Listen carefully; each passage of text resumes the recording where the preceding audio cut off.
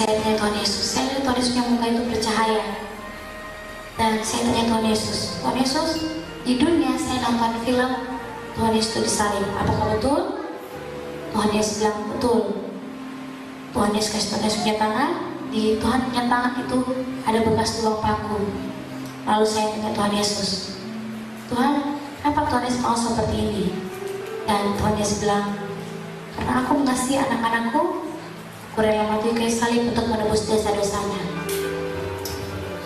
Setelah itu Tuhan bawa saya banyak pohon-pohon. Di antara pohon-pohon itu ada satu aliran sungai yang mengalir. Sungai itu jernih sekali. Lalu Tuhan Yesus bilang sama saya, Lala, cuma masukkan kayu ke dalam air. Jadi saya masukkan kayu ke dalam air itu. Dan Tuhan bilang, Lala, air itu Lala bisa minum. Waktu saya minum air itu saya rasa segar sekali. Dan Tuhan Yesus bilang sama saya lagi, Lala bisa bernafas dalam air. Terus saya masukkan kepala ke dalam air, betul saya bisa bernafas dalam air. Banyak ikan yang datang ke dekat saya main sama mereka. Mereka tidak takut. Saya tanya Tuhan Yesus, di dunia hewan-hewan seperti ini, ikan-ikan, kalau kita pegang, mereka takut. Tapi di sini kenapa tidak? Tuhan Yesus bilang, Lala, di sini semua hewan-hewan jinak yang bisa berbicara. Lalu kami naik. Saya tanya Tuhan Yesus, Tuhan, bagaimana cara Tuhan lihat perbuatan manusia? Lalu Tuhan Yesus bawa saya seperti laut kaca. Di bawah laut kaca itu bumi yang kecil sekali. Jadi saya bisa ikut lihat dari atas laut kaca itu ke semua negara, kota-kota, suku-suku, semuanya. Ada yang membunuh, ada yang bersinah, ada yang mencuri, semuanya kelihatan dari atas laut kaca itu. Lalu waktu kami jalan ada satu buku itu besar dan buku itu warna emas. Lalu saya tanya Tuhan Yesus, ini buku apa? Tuhan Yesus bilang, ini buku kehidupan.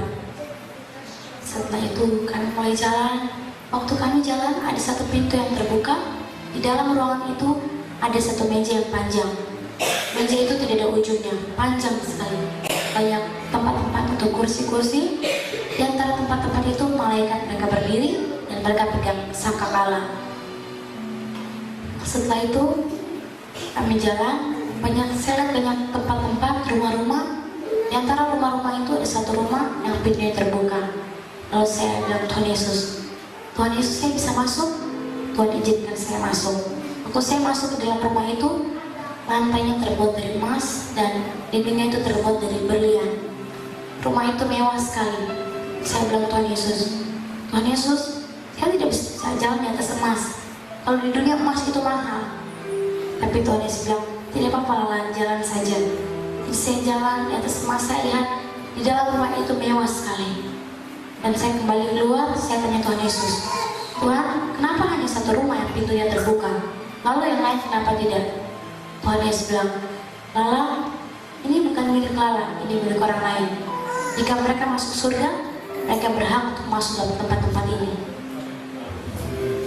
Setelah itu Tuhan bawa saya dan Tuhan sampaikan kepada saya, Lala, agama Katolik tidak boleh menyembah Bunda Maria. Bunda Maria itu sementara menangis. Kenapa kalian sembah saya? Saya tidak berkuasa.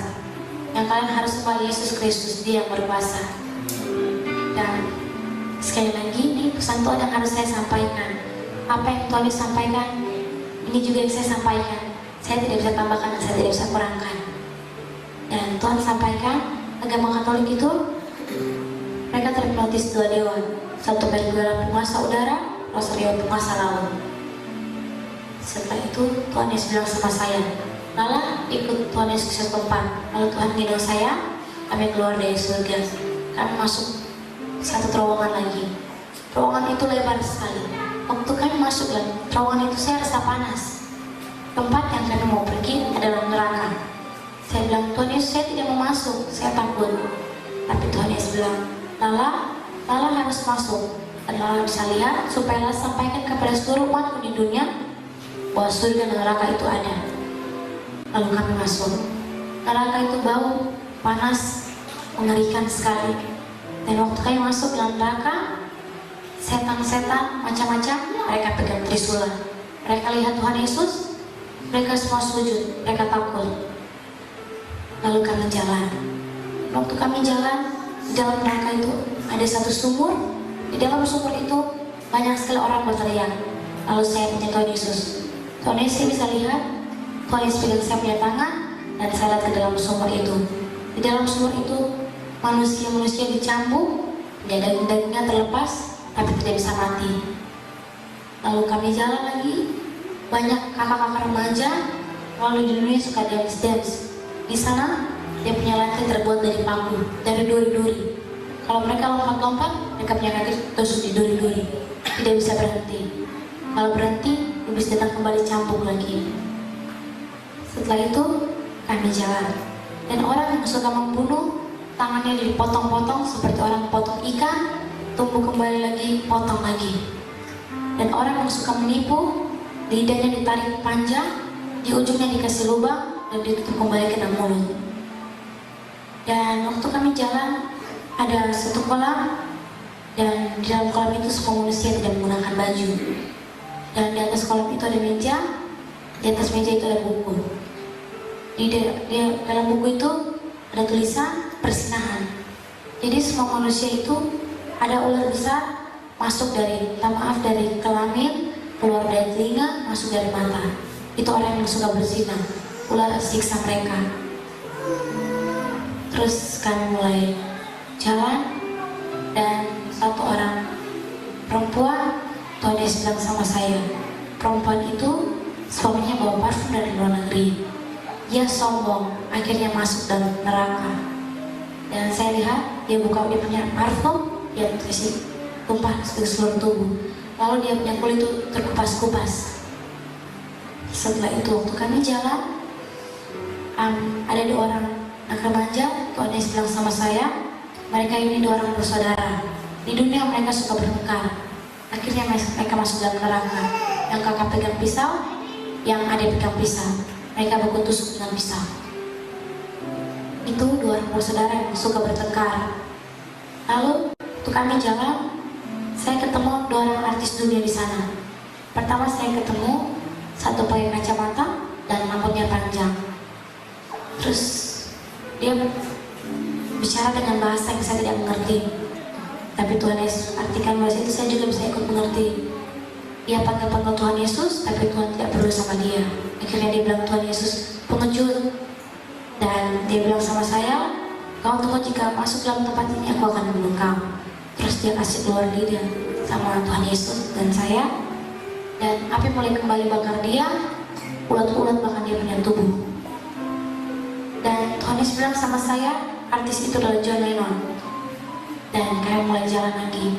Waktu kami jalan, saya kenal satu orang artis dunia ini. Dia goyang di atas lantai berpaku itu Michael Jackson. Ulat-ulat sudah makan dia punya tubuh, api sudah bakar dia. Setelah itu, waktu kami jalan, ada satu orang laki-laki. Lalu saya tanya Tuhan Yesus, Tuhan Yesus itu siapa? Tuhan Yesus bilang, itu seorang hamba Tuhan. Lalu saya bilang, Tuhan Yesus, kenapa hamba Tuhan bisa masuk dalam neraka? Tuhan Yesus bilang, aku menyuruhnya untuk sampaikan pesan-pesan kepada seluruh umatku di dunia, tapi dia tidak sampaikan. Akhirnya dia masuk dalam neraka. Lalu dia panggil Tuhan Yesus, tapi Tuhan Yesus tidak perlu sama dia. Dan Tuhan bilang sama dia, siapa engkau? Aku tidak mengenalmu.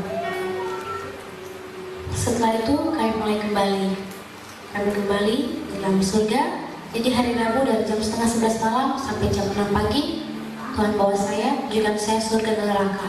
Setelah itu saya kembali, dan hari Kamisnya Tuhan tanya saya, Lala sudah disampaikan? Saya bilang belum Tuhan Yesus. Tuhan Yesus bilang, cepat, sedikit lagi aku akan datang. Aku tidak mau hanya umat Kristen dan Katolik saja diselamatkan, tapi Hindu, Buddha, dan Islam juga perlu diselamatkan. Setelah itu Tuhan tunjukkan saya jam surga. Jarum pendek di satu angka, saya tidak bisa angka berapa. Dan jarum panjang saya menuju juga jarum pendek. Jika jarum panjang pas di jarum pendek, waktu habis Tuhan Yesus datang. Tapi jarum panjang itu sudah pas di jarum pendek, tinggal menunggu detik. Dan beberapa hari kemudian Tuhan tunjukkan saya detik itu sudah pas antara jarum panjang dan pendek. Tapi Tuhan masih tambahkan sedikit lagi. Lalu saya tanya Tuhan Yesus, Tuhan, kenapa Tuhan mesti tambahkan sedikit lagi? Tuhan Yesus bilang, karena aku mau semua anak-anakku diselamatkan dan dipulihkan.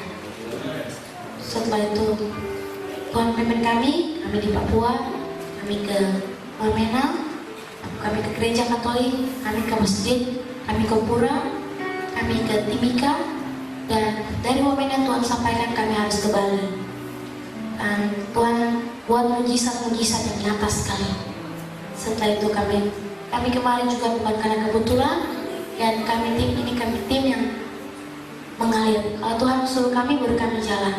Kami sama sekali tidak punya uang tiket, tapi kami percaya kalau Tuhan yang suruh, Tuhan akan campur tangan. Jadi kami kemari, sama sekali kami tidak punya uang, tapi karena Tuhan yang suruh, kami percaya dengan iman. Kami kemari juga bukan karena kebetulan, tapi Tuhan yang suruh kami. Karena Tuhan mau semua umat Tuhan yang dipulihkan dan diselamatkan. Bukan Kristen dan Katolik saja yang diselamatkan, Hindu, Buddha, dan Islam juga perlu diselamatkan. Setelah itu, saya bersyukur Tuhan Yesus baik. Meskipun saya punya bapak tidak ada, tapi saya yakin Tuhan selalu temani saya. Tuhan selalu bersama-sama Tuhan, jadi saya punya orang tua. Dan saya bersyukur juga Tuhan baik. Tuhan berkumpul kembali, Tuhan bersama-sama, dan kami semua berkumpul di tempat ini semua karena Tuhan Yesus. Dan terima kasih buat semuanya, buat kesempatan undangan dan buat kami tim untuk saya bersaksi di sini. Dan ini bukan karena kepintaran, kehebatan kami semua, karena Tuhan Yesus. Dan kami akan pulang, kami akan kembali ke Papua, tapi kesaksian saya tetap tinggal dan lakukan. Ini pesan Tuhan, dan di pesan ini saya tidak tambahkan dan saya tidak kurangkan. Tuhan mau kita semua diselamatkan dan dipulihkan. Dan sebelum Tuhan Yesus mau pakai saya, Tuhan bilang sama saya, Lala harus aku lakukan. Jadi saya baptislah, setelah itu Tuhan Yesus pakai saya sampai sekarang. Dan Tuhan mau kita semua lakukan apa yang Tuhan Yesus lakukan. Jangan maal kita, Tuhan Yesus tidak suruh untuk kita baptis seperti Tuhan mau kita lakukan apa yang Tuhan lakukan, yaitu baptislah. Dan sebelum Tuhan Yesus pakai saya, Tuhan bilang sama saya, Lala, lagu-lagu dunia dan HP harus dihapus, karena itu tidak membangkitkan iman. Sebaiknya lagu-lagu rohani. Jadi untuk kakak remaja, kakak muda di sini, lagu-lagu dunia di HP harus hapus.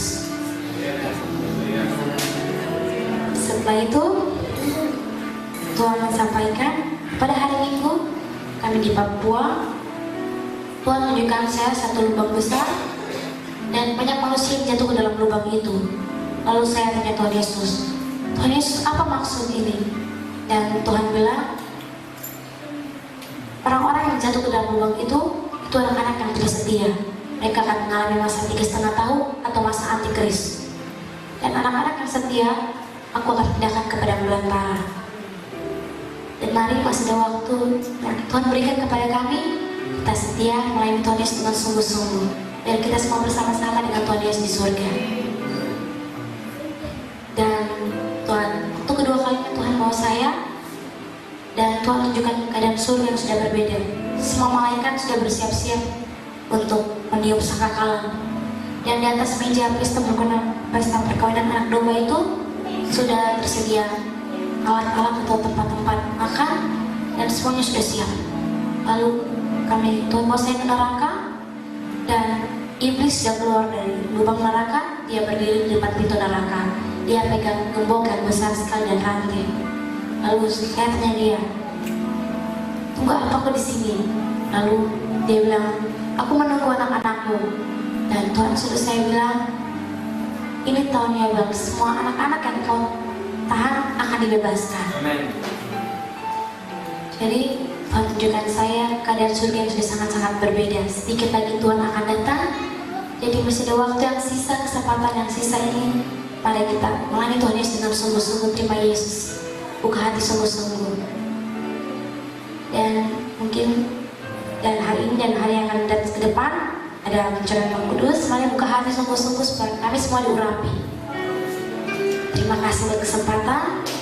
Semoga dengan kesaksian ini kita semua